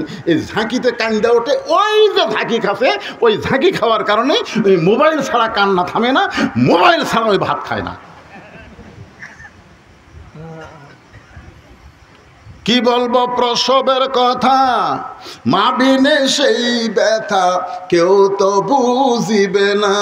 মাজন ঠেকিয়া সন্তানের দায়, অকালে মা মারা যায়, কেন সে মায়ের ভক্তি করো না। এমন দরদি ভাবে কেউ হবে না আমার। সবাই বলেন, এই মুরব্বীরা বলেন না কেন? যাদের মা মারা গেছে তারাও বলেন, যাদের মা জীবিত তারাও জোরে বলেন, এমন দরদি ভাবে কেউ হবে না আমার মা গো। এতদিন তো মা হওয়ার চাইছে, এবার প্রথম বাচ্চা হওয়া। মেয়েদের যখন বাচ্চা হয়, কলিজার মধ্যে একটা আঘাত দেওয়া শুরু হয়। ওই সময় মা আঘাত সহ্য করতে না পেরে চিল্লি করে, বিষ খাবো, গলার দড়ি দিব, এই জীবন আর রাখবো না। কখনো বলে বিষ খাবো, কখনো বলে আত্মহত্যা করব, কখনো বলে গলার দড়ি দিব। এই কষ্ট আর সহ্য করতে পারি না। তখন দাদি নানি দৌড়ে এসে ঘরের মধ্যে নিয়ে যায়। কেরে তুই কি পাগলি হয়েছিস? মায়ের পায়ের তলে সন্তানের জান্নাত, সুবহানাল্লাহ বলেন। মরদ মানুষের পায়ের তলে কোনো জান্নাত নাই। আগেকার বক্তারা ওয়াজ করত স্বামীর পায়ের তলে বইয়ের জান্নাত, এটা সম্পূর্ণ ভুয়া কথা। কি আমিনুল ভাই? সম্পূর্ণ ভুয়া কথা। স্বামীর পায়ের তলে বইয়ের জান্নাত না, বরং মায়ের পায়ের তলে সন্তানের জান্নাত। মরদ মানুষের পায়ের তলে জান্নাত নাই, জান্নাত আছে নারীর পায়ের তলে। সেই নারী যদি মা হয়, সুবহানাল্লাহ কান সুবহানাল্লাহ। তো এখন দাদি রানী ঘরের মধ্যে নিয়ে যায়, বলতে যে কি রে, তোর পায়ের তলে সন্তানের জান্নাত হবে, চিল্লি করলে হবে? কই এত কষ্ট সব বিজনেস জোর করে দাদি নানি বিজনেস শোয়া ঠান্ডা পানির মধ্যে নরম কাপড় চুপড়ায় কপালত দেয়। কপালত দিয়ে কয় ধৈর্য ধর অবাশির সাবিরিন ওয়ালা নাবলুয়ান্নাকুম বিশাইয়্যিম মিনাল খাউফি ওয়াল জুই ওয়া নাকসিম মিনাল আমওয়ালি ওয়াল আনফুসি ওয়াস সামারাতি অবাশির সাবিরিন। ধৈর্য ধর, তারপরে ধৈর্য ধর, কপালত হাত দেখে ধৈর্য ধর। কানবার সাথে চোরে কান্দিস না, রাস্তা দিয়ে লোক যাবি আর কবি এটা কেমন মাওরে বাচ্চা হওয়ার সময় কান্দিস না। চুপ চুপ চুপ, ধৈর্য ধর। ইন্নাল্লাহ মা সাবিরিন, ধৈর্যশীলদের সঙ্গে কি আছে? যতগুলা ওয়াজ আছে সব ওয়াজ করে আর ঢাই ভাগ করছে। এখন তুমি টানো, এদিকে টানা শুরু হয়ে গেছে। ধৈর্য ধর, ধৈর্য ধর। যেই ধৈর্য ধরেছে এক সময় দাঁতের উপর দাঁত দিয়ে ধৈর্য ধারণ করতেছে। আমরা 15 বছর কোরআনের কথা বলতে পারি নাই। কোরআনের প্রধান মুফাসসিরকে 13 বছর অন্যায়ভাবে জেলখানায় বন্দি করে রাখছিল। জেলখানার মধ্যে যখন মৃত্যুবরণ করে নাই, হাসপাতালে নিয়ে গিয়ে তাকে হত্যা করা হলো। জোরে কোন কথা ঠিক কিনা? আমার মতন বক্তাকে কতবার জেলে নিয়ে গেল, আমরা ধৈর্য ধারণ করেছি, জোরে কোন কথা ঠিক কিনা? ধৈর্য ধর, ধৈর্য ধর, ধৈর্য ধরলি অবাশির সাবিরিন, ধৈর্যের একটা পুরস্কার আছে না নাই? জোরে কোন আছে না নাই? এখন মা ধৈর্য ধরতে ধরতে এক সময় দাঁতের উপর দাঁত দিয়ে ধৈর্য ধারণ করে বেহুশ হয়ে গেছে। এমন সময় ধাত্রী টান মারছে, ধাত্রী যেই মাত্র টান মারছে ওই বাচ্চাটা পেট থেকে বের হয়ে ম্যা ম্যা বলে কাঁদতেছে। কি বলে কান্দে? মা মা বলে কান্দে, কিন্তু আমরা শুনবার পাই ম্যা ম্যা বলে কাঁদতেছে। ওই বাচ্চাটা মা মা বলে কান্দে। বাচ্চাটাকে গোসল করায় নারী কাইটা যখন মায়ের বুকের ওপরে দেয়, ওই বাচ্চার দেহের পরশে মা কিন্তু হুঁশ ফিরে পায়।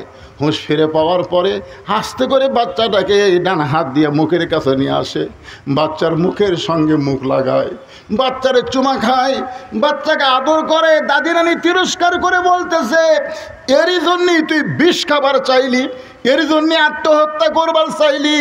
ওকে আবার বুকের কাছে নিয়ে যা আদর করতেছে, এক লাত্তিতে ফেলে দে, এক লাত্তিতে ফেলে দে, আদর করিস কেন, লাত্তিতে ফেলে দে। তখন মা বলে, দাদি কষ্টের পরে এমন শান্তি আগে বুঝবার পারি নাই। আমরা দীর্ঘ হাসিনার সময় নানা ধরনের কষ্ট করেছি, এখন আগামীতে আমরা যেন কোরআনের সমাজ বাংলার জমিনে পাই। তাহলে মা যেমন সন্তান বুকের উপরে পাইছে, আমরাও তেমন কোরআন পাইলেও আল্লাহর শান্তি পেয়ে যাব। ধরে বলেন কথা ঠিক কি না? ইজা আসাবাতুহুম মুসিবাতুন ক্বালু, সকলে পড়েন, এটা তো কমন ওয়াজ। ইজা আসাবাতুহুম মুসিবাতুন ক্বালু ইন্না, একেবারে পড়া পারেন না, সবাই পড়া পারেন না। ইন্না লিল্লাহি ওয়া ইন্না ইলাইহি রাজিউন। এটাই শেষ। খুবই গরমের মধ্যে কতক্ষণ ওয়াজ করবেন? এটারই একটু ব্যাখ্যা করব। কি বিরক্ত হচ্ছেন? না, করতেছি তো, তারপরে তো বুঝবার পারতেছি ভাই। আমার ফ্যান দিয়ে তারপরে আমার গোটাল গাও ঘামতিছে, এখানে ভিতর থেকে শেষ পর্যন্ত টপ টপ করে পড়তেছে। কি একটা গরমের দিনে। যাই হোক, আলহামদুলিল্লাহ। এই আয়াতের উপরে, বেশি লম্বা না, এখানে আল্লাহ বলতেছেন ইজা মানে যখন। এই মনোযোগ দিয়ে শোনা লাগবে। ওয়াইজা কুরিয়াল কোরআন ফাসতামিউ লাহু আনসিতু লাআল্লাকুম তুরহামুন। কোরআন থেকে যখন কথা বলা হয়, কোরআন যখন তেলাওয়াত করা হয়, তখন চুপ থেকে এটা শুনতে হবে। বোঝার নিয়তে শুনলে যে বক্তা বলবে এবং যারা শুনবে উভয়ের উপরে আল্লাহর রহমত বর্ষিত হবে। জোরে কর সুবহানাল্লাহ। হ্যাঁ, তো এখন আসেন, ইজা মানে কি? যখন। এই সবাই বলেন না কেন? যখন। আসাবাতুহুম মুসিবা, তোমাদের উপরে বিপদ আপদ মুসিবত আসবে, কলু, তখন তোমরা বলবে ইন্না লিল্লাহি ওয়া ইন্না ইলাইহি রাজিউন। আচ্ছা, ইন্না লিল্লাহ যে আপনারা পড়েন মানুষ মরার পরে, এর বাংলা অর্থ জানেন? জানেন না? এমনি এমনি পড়েন। এটা বলে মরার দোয়া। দেখছেন, এটা কোরআনের আয়াত। কোরআনের আয়াতকে দোয়া বলা যাবে, তাই দা যাবি সেটা সূরা ফাতিহাকে বলা যাবে। এর একটা গান গায়, আগে গানটা শোনেন, দেখেন তো বুঝবার পারেন কিনা। গানটা শুনলে কিন্তু বুঝবার পারেন কিনা। কোন বনেরই পাখি তুমি আইলারে কোন বনে, আবার কোন বনেতে যাইতে হবে পড়ছে নাকি মনে।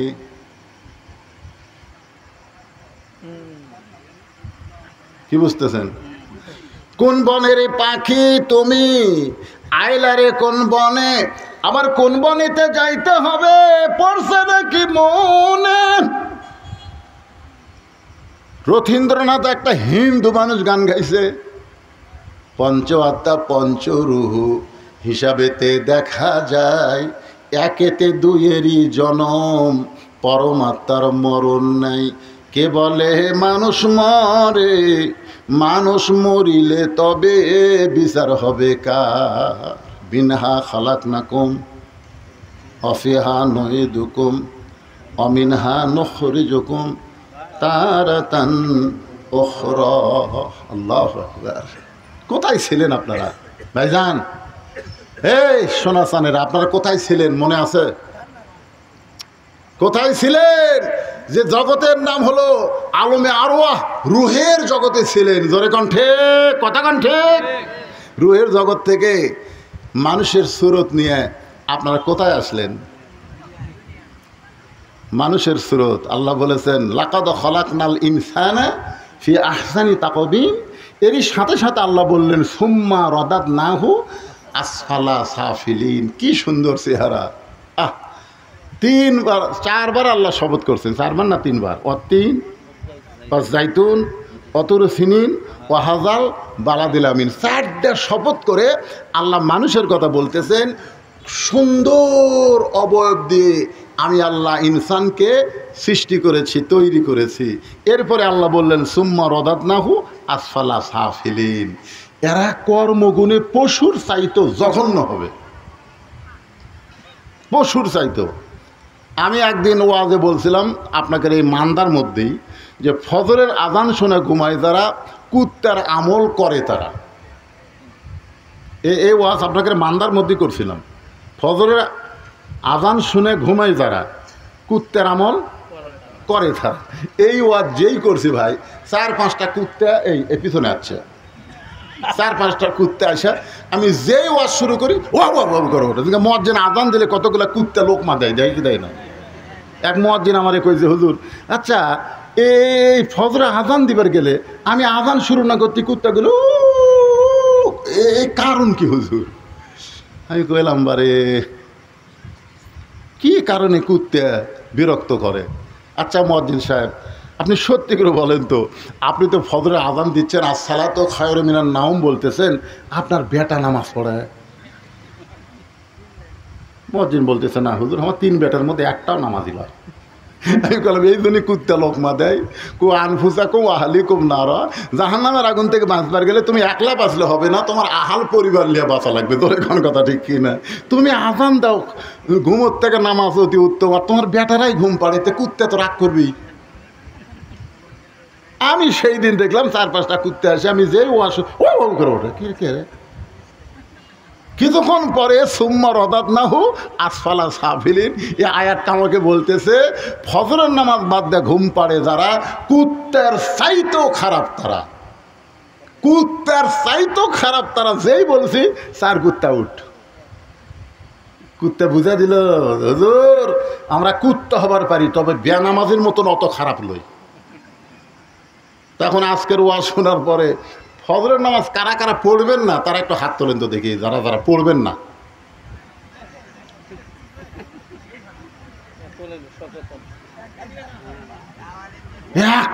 একটাও হাত তুলল না। যতই গরম হোক, তীব্র গরমের মধ্যে এই যুবকেরা এবার না বুঝে ভুল করে মাহফিল করেছে, তারপরও মাহফিল সার্থক। সুবহানাল্লাহ বলেন। একটাও নাই ফজর নামাজ না পড়ার, একটাও নাই। সবাই ফজর পড়বি।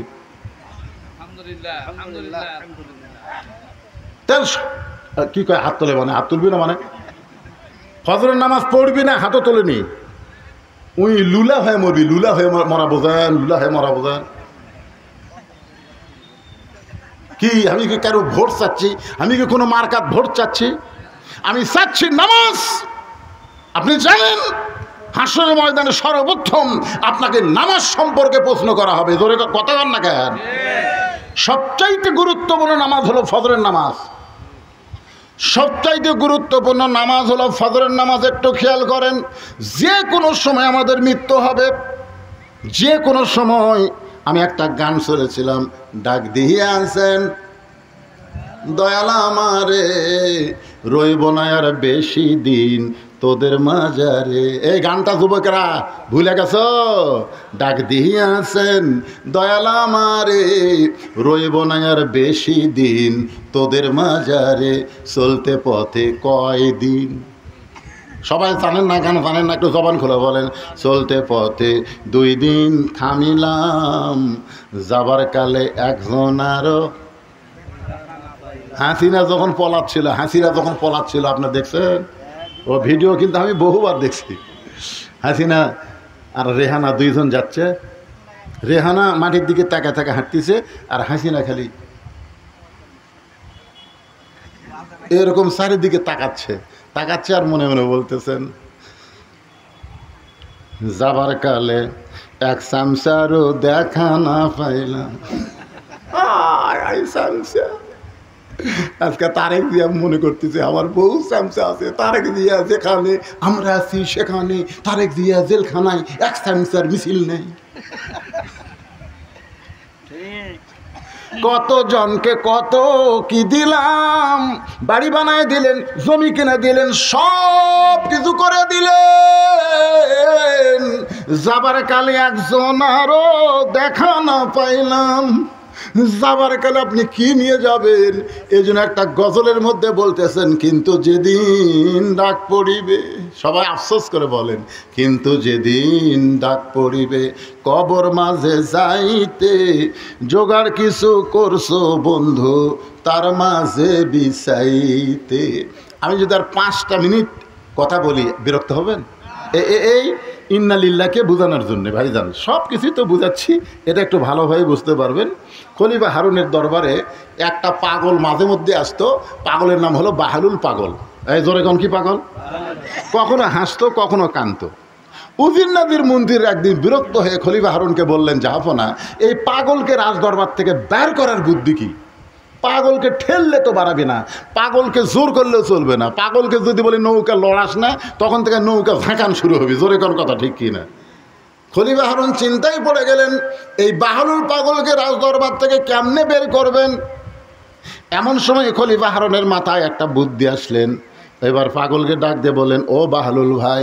বাহালুল হাসতে হাসতে খলিফা হারুনের কাছে গিয়ে বললেন, জাহাপনা, আমার মতন পাগলকে আপনি ভাই বললেন। খলিফা হারুন বললেন, বাহালুল ভাই, আমার একটা কাজ করে দেওয়া লাগবে। বলে, আমার মতন পাগলকে দিয়ে আপনি কি কাজ করাবেন? বলে, কাজটা হলো, আমার এই লাঠি তোমার হাতে দিলাম, তোমার চাইতে বোকা মানুষ যখন পাবে এই লাঠিটা তুমি তারে দিয়ে দিবে। তোমার চাইতে বোকা মানুষ হওয়া লাগবে। বাহালুল পাগল লাঠি নিয়ে হাসতে হাসতে যখন বের হয়ে গেলেন, খলিফা হারুন বললেন, রে উজির নাদির মন্দিররা শোনো, ওই পাগল আর রাজ দরবারে আসবে না, ওই পাগল আর তোমাদের বিরক্ত করবে না, কারণ ওর চাইতে বোকা মানুষ খুঁজেও পাবে না, লাঠি দেওয়ার কামও শেষ হবে না, আর কাম শেষ না হলে পাগল আসবে না। আসলেই তাই, কয়েক বছর পর্যন্ত বাহালুল পাগল খলিফা হারুনের রাজ দরবারে আসে নাই। উজির নাদির মন্ত্রী খুঁজিয়ে বলল, যাবো না, আসলে আল্লাহ আপনার মাথায় ব্রেন দিয়েছে, এমন একটা কাজ দিলেন, পাগলের অত্যাচার থেকে আমরা বাইসে গেলাম। খলিফা হারুন যখন বয়সের ভারে দুর্বল হয়ে পড়ে গেছেন, এমন সময়ে বাহালুল পাগল লাঠি নিয়ে খলিফা হারুনের ঘরে হাজির হয়ে গেছে। খলিফা হারুন বলে, বাহালুল, এত বছর হয়ে গেল, এখন পর্যন্ত লাঠি দেওয়ার বোকা মানুষ পাওনি, লাঠি তোমার হাতেই দেখতেছি। বাহালুল পাগল বলে, জাহাপনা, আজকে মনে হয় পাওয়া যাবে। খলিফা কয়, কে রে পাগলা, এই ঘরে তুই আর আমি ছাড়া তো কেউ নাই, তাহলে আজকে বোকা মানুষ কেমনে পাবি? এবার বাহালুল পাগল বলে, জাহাপনা, আমি আপনাকে একটা প্রশ্ন করব, আপনি যেই জায়গায় আছেন এই জায়গার নাম কি? বলে, এই জায়গার নাম হলো বাগদাদ। এখান থেকে মক্কা নগরে আপনি যদি 10 দিনের সফরে যান, আপনি বলেন তো কেমনে যাবেন? খলিফা হারুন বলে, বাহালুল, বাগদাদ হলো আমার চেনা, আর মক্কা হলো আমার অচেনা।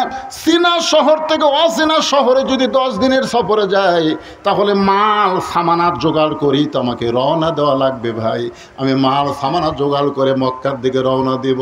বাহালুল পাগল বলে, জাহাপনা, দুনিয়ার একটা শহর থেকে আর একটা শহরে 10 দিনের জন্য সফরে গেলে যদি আপনি মাল সামানার জোগাড় করে রওনা দেন, তাহলে এখনই যদি আপনার মৃত্যু হয়, আখেরাতের বিশাল একটা জগতের সফরে আপনি রওনা দেবেন।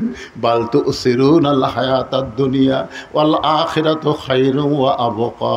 আপনার একটা বিশাল সফর শুরু হবে, যে সফরের শুরু আছে শেষ নাই। তাহলে আখিরাতের ওই বিশাল জগতের সফরের জন্যে আপনি কতটুকু মাল সামানা জোগাড় করেছেন? খলিফা হারুন কান্দে আর কান্দে আর বলে, বাহুলুল রে, এতদিন মনে করেছিলাম তুমি পাগল, আমি হইলাম শিক্ষিত, কিন্তু আজকে দেখতেছি এখনই যদি আমার মৃত্যু হয়, কিন্তু যেদিন ডাক পড়িবে কবর মাঝে যাইতে, জোগাড় কিছু করছো বন্ধু তার মাঝে বিছাইতে। এখনই যদি আমার মৃত্যু হয়, তাহলে আখিরাতের জগতের জন্য আমি তেমন কিছু জোগাড় করতে পারি নাই। বাহলুল পাগল বলে, তাহলে আপনার লাঠি আপনি নেন, আপনার লাঠি আপনি নেন। এই দুনিয়াতে আসার পরে মৃত্যু তার সামনে আছে, এইটা জানার পরেও যারা কবরের পাথেও জোগাড় করে না, তারা হলো দুনিয়ার সবচাইতে বড় বোকা। জোরে কোন কথা ঠিক কি না? খালি মানুষ মরে গেলে ইন্না লিল্লাহ পড়লে হবে না, ওই ইন্না লিল্লাহর মধ্যে আমাকে জ্ঞান অর্জন করতে হবে, কারণ সে গেছে, আমি যাচ্ছি। জোরে কোন কথা ঠিক? এই যুবকেরা, এই বছর ঈদের মধ্যে গোস্ত ঢোয়াতে দেয় কতগুলো যুবক মোটর সাইকেল মরছে, সেটা জানেন? খালি মোটর সাইকেলে হু হু হু হু করে, একটা বুড়াও মরতেছে না, সব যুবকগুলো মরতেছে। কখন মৃত্যু হবে আমরা কেউ জানি? তাহলে এসেছি এক জায়গা থেকে আর এক জায়গায়, আর এক জায়গায় আমাদের যাওয়া লাগবে, যাচ্ছি। প্রতি কদমে কদমে আমরা মৃত্যুর দিকে হাঁটতেছি। জোরে কোন কথা ঠিক কিনা? আল্লাহ তাআলা আজকের এই তাফসীর মাহফিলকে কবুল করুক। সকলে বলি আল্লাহুম্মা আমিন। ভাইজান কেউ উঠবেন না, সবাইকে নিয়ে একটা দোয়া করবো, আল্লাহ যেন আগামীকালে বৃষ্টি দেয়। এই গরম ঠান্ডা করবার গেলে বৃষ্টি ছাড়া বুদ্ধি নেই। জোরে কোন ঠিক কিনা? কারণ গতকাল দোয়া করা যায়নি, কারণ আজকে মাহফিল আবার হবে না, এই জন্যে। মরহুম সেকেন্দার আলী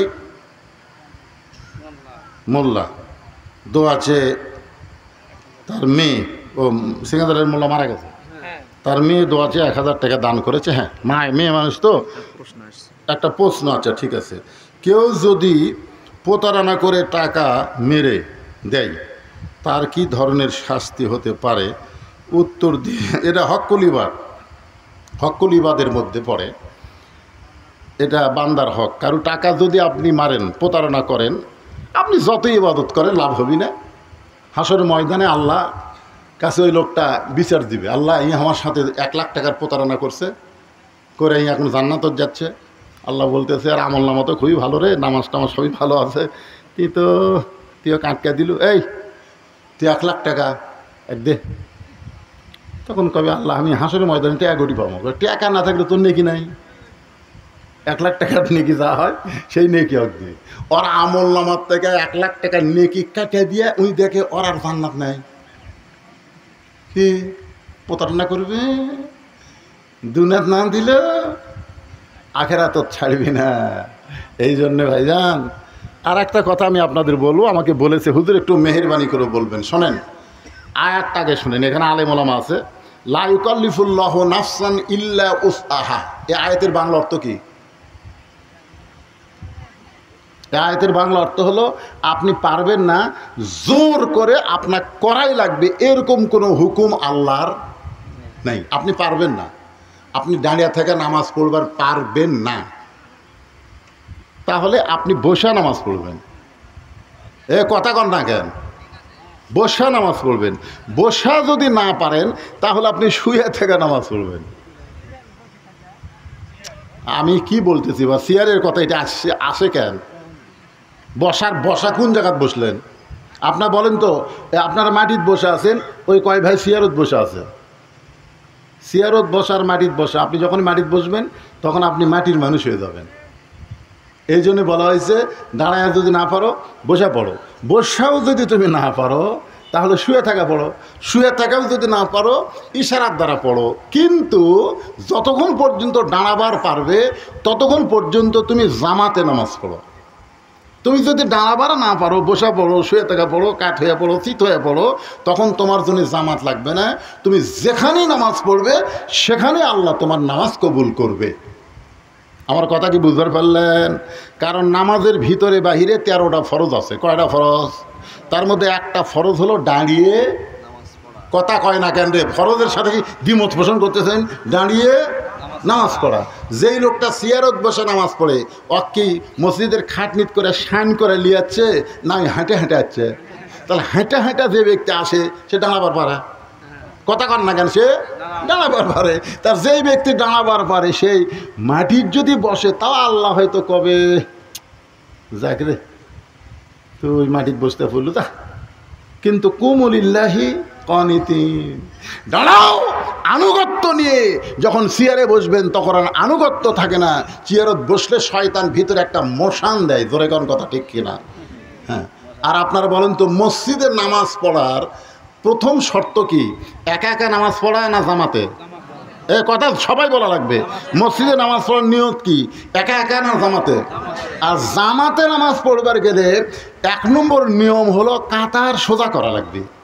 কাতার সোজা করা লাগবে। আর কাতার সোজা করা কি পায়ের আগালির সাথে না গোড়ালির সাথে? কে কয় আগালি? আগালি কে কয় রে? একজনের পাও 1/2 হাত লম্বা, একজনের পাও 10 আঙ্গুল লম্বা, একজনের পাও হচ্ছে 4 আঙ্গুল, এরকম নাই? তো তাহলে যদি আগালি মিল করেন তাহলে কাতার সোজা হবে না। গোড়ালি মিল করা লাগবে। কি মিল করা লাগবে? কথা বলেন। গোড়ালি মিল করা লাগবে। তাহলে যেই ব্যক্তি চেয়ারে বসে নামাজ পড়তেছে ওর পায়ের গোড়ালি কোথায়? তো আপনারা বলেন তো, যেই লোক গোড়ালি মিল না করে সামনে কাতারে থাকলো, তাহলে সামনে কাতার কি পুরা হলো? সামনে কাতার পুরা না করে দ্বিতীয় কাতারে দাঁড়ান যাবে? তাহলে দ্বিতীয় কাতারের লোক যদি আপনারা দেখেন সামনে কাতারে কেউ চেয়ারলে বসছে, তখন আপনার 4 জন যায় আস্তে করে ওই চেয়ার আলাক তুলবেন। অক তোলার দরকার নাই, চেয়ার সহ অক তুলে অক বারান্দা থুয়ে আসবেন যে বাবা তোর কারণে আমরা কাতারের ফজিলত নষ্ট করব না, তোর কারণে আমরা ওয়াজিব তরক করতে পারবো না। কারণ জামাতে নামাজ পড়া যেমন ওয়াজিব, কাতার সোজা করা হলো কারিবুল ফরজ ওয়াজিব, ফরজের নিকটবর্তী ওয়াজিব। জোরে কোন কথা ঠিক কিনা ভাইজান? এই জন্যে আপনারা এদিকে খুব সতর্ক হবেন, খুব সতর্ক হবেন। আপনি কষ্ট করে নামাজ পড়েন, আল্লাহ কবুল করবে। কি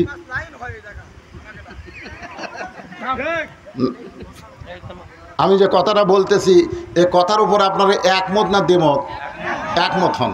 আপনারা কাতারবদ্ধ হয়ে নামাজ পড়েন, 27 গুণ সওয়াব পাবেন। 27 গুণ। আর এক কাতারে যদি কেউ চেয়ার থাকে, ওই কাতার আলারা খালি নামাজের সওয়াব পাবে, কিন্তু 27 গুণ পাবি না। তো একটা চেয়ারের কারণে আপনি 27 গুণ পাবেন না, এই ধান্দাতে আপনি কেমনে আছেন? চেয়ার ভিতরে ঢুকানোর চেষ্টা না করে চেয়ার বার করার চেষ্টা করবেন। আল্লাহ সবাইকে বুঝ মোতাবেক আমল করার তৌফিক দেখ। সকলে বলে আল্লাহুম্মা আমিন। আস্তাগফিরুল্লাহ রাব্বি মিন কুল্লি জামবি ওয়া তুবু ইলাইহি লা হাওলা ওয়ালা কুওয়াতা ইল্লা বিল্লাহিল আলিয়্যিল আযীম। আজকের মাহফিলের একজন যোগ্যতম সভাপতি আমার ভাই আমিনুল ইসলাম। আপনি কিছু বলবেন ভাইজান? আল্লাহুম্মা আমিন। আল্লাহুম্মা আনতাস সালাম ওয়া মিনকাস সালাম তাবারাকতা ইয়া যাল জালালি ওয়াল ইকরাম। হে আল্লাহ তাআলা, একজন যোগ্যতম আলেমের সভাপতিত্বে আল্লাহ আজকের মাহফিল রাত 12টা পার হয়ে গেছে। এই দীর্ঘ সময় চরম গরম অপেক্ষা করে তোমার পাগল বান্দারা জান্নাতের বাগানে বসে বসে কোরআন হাদিসের আলোকে আলোচনা শুনেছে। মেহেরবানি করে আজকের মাহফিল আমাদের সকলের হেদায়েতের জন্যে, নাজাতের জন্যে, জান্নাতের জন্যে কবুল করে নাও। এই মাহফিলের শুরু থেকে শেষ পর্যন্ত যত আলোচনা হয়েছে আল্লাহ, এর মধ্যে যদি ত্রুটি হয়, ভুল হয়, মাফ করে দাও। এর যা হাদিয়া মঞ্জুর করো সোনার মদিনায় নবী পাকের রওজা মোবারকে আল্লাহ কবুল করে নাও। তামাম আম্বিয়াই কেরাম, আসহাবে কেরাম, তাবিনী কেরাম, তাবা তাবিনী কেরাম, তামাম পৃথিবীর মাটির নিচে যত মুমিন মুমিনা শুয়ে আছে আল্লাহ, সকলের আরওয়াহ পরে হাদিয়া কবুল করো আল্লাহ। আমরা যারা হাত তুলেছি, আমাদের জনম দুঃখনী মা বাবা যাদের কবরে গেছে, আল্লাহ মেহেরবানি করে মা বাবার কবরকে জান্নাতের টুকরা বানায় দাও। আমাদের দাদা দাদি নানা নানা আত্মীয় স্বজন যারা কবরে গেছে আল্লাহ কবরবাসীদের মাফ করে দাও আল্লাহ। যেই যুবকেরা কষ্ট করে মেহনত করে এই গরমের ভিতরে এত সুন্দর আয়োজন করেছে, আমরা সবাই দোয়া করি এই যুব সমাজকে আল্লাহ 5 ওয়াক্ত নামাজি হিসাবে কবুল করে নাও। আজকের মাহফিলের সম্মানিত সভাপতিকে আল্লাহ তুমি কবুল করো, সহসভাপতিগুলোকে কবুল করো, প্রধান অতিথি আয় আল্লাহ, বরেণ্য অতিথি আজকের মাহফিলের বিশেষ অতিথি, সম্মানিত অতিথি যারা আছে আল্লাহ সকলকে কবুল করো, আলেম ওলামাদের কবুল করো, মুরব্বীদের কবুল করো, হাদি সাহেবদেরকে আল্লাহ তুমি কবুল করো, পর্দার অন্তরালের মা বোনেরা আবিদা সালিহা পদ্মানিজু কবুল করে মা ফাতেমার চরিত্র দান করো আল্লাহ। কিশোর বাচ্চারা, কচি বাচ্চারা, যুবকদেরকে আল্লাহ তুমি কবুল করো আল্লাহ। এই যুবকগুলোকে 5 ওয়াক্ত নামাজি হওয়ার তৌফিক দিয়ে দাও আয় আল্লাহ। আমি গুনাহগার বলে দোয়া ফিরিয়ে দিও না আল্লাহ। এই যে মানুষের মধ্যে যার 2 কানাত পছন্দ হয়, সেই 2 হাতের ওসিলায় পৃথিবীর মানচিত্র থেকে ইসরায়েলকে আল্লাহ তুমি ধ্বংস করে দাও আল্লাহ। এতদিন ফিলিস্তিন গাজায় আক্রমণ করেছে, আজকে আবার ইরানে আক্রমণ করেছে আল্লাহ। সামান্য কয়েকটা ইহুদি আল্লাহ, তাদেরকে তুমি ধ্বংস করে দাও আল্লাহ, পৃথিবীর মানচিত্র থেকে ধ্বংস করে দাও আল্লাহ। আমার বাংলাদেশের প্রতি আল্লাহ তুমি রহমত করো। একই পরিবারের মধ্যে একজন আওয়ামী লীগ, একজন বিএনপি, একজন জামাত, একজন জাতীয় পার্টি, একই মায়ের পেট থেকে 4 ভাই 4 দল করে, দল করতে পারে দুনিয়া হিসাবে, কিন্তু মিলেমিশে মহব্বতে অত্র মানদার সমস্ত মানুষকে বসবাস করার তৌফিক দিয়ে দাও আল্লাহ। আল্লাহ, যেই কোরআন শুনতে এত ভালো লাগে, সেই কোরআন কবে সংসদে যাবে, কোরআন অনুসারে আমরা কবে চলতে পারবো, এমন একটা দৃশ্য আমাদের সমস্ত মুসলমানকে দেখার তৌফিক দিয়ে দিও। সুবহান রাব্বিকা রব্বিল ইজ্জাতি আম্মা ইয়াসিফুন ওয়া সালামুন আলাল মুরসালিন।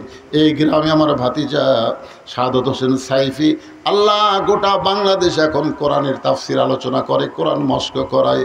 আমার ভাতিজার জন্য দোয়া করি আল্লাহ, তাকে হক্কানে আলেম, হক্কানে হাফেজ আল্লাহ, হক্কানি কোরআনের তাফসির কারক হিসাবে কবুল করে নাও আল্লাহ। আয় আল্লাহ তাআলা, কে কোন নিয়তে হাত তুলেছে, সকলের নেক নিয়ত নেক আশাকে আল্লাহ তুমি কবুল করো। মরে যাব, আমরা সবাই মরে যাব ভাইজান, কেউ থাকবো না দুনিয়ায়। মৃত্যুর সময় আমাদের জবানে তুমি জারি করে দিও লা ইলাহা ইল্লাল্লাহু মুহাম্মাদুর রাসূলুল্লাহ সাল্লাল্লাহু আলাইহি সাল্লাম। আসসালামু আলাইকুম ওয়া রাহমাতুল্লাহ।